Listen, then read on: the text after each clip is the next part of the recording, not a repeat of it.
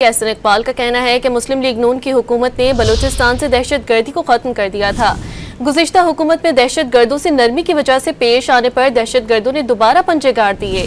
कोयटा में उड़ान पाकिस्तान प्रोग्राम की इफ्तिताही तकरीब से खिताब में उन्होंने कहा कि जब भी बलूचिस्तान में तरक्की के लिए कोई मंसूबा लगता है तो दहशतगर्दी के वाकयात में इजाफा हो जाता है।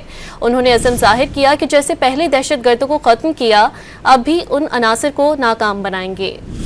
पिछली हुकूमत है उसने नरमी की उन अनासर के साथ जो हार्ड कोर टेररिस्ट हैं और जो दहशत गर्दी के लिए बैरून ममालिक के आलाकार हैं, और जब वो नरमी बरती गई उनको दोबारा पंजे गाड़ने का मौका मिल गया। जब से रिकोटेक का मंसूबा बलूचिस्तान का दोबारा पटड़ी पे चढ़ा है, आपने देखा है कि इन सारी चीज़ों पर फिर तेजी आ गई है।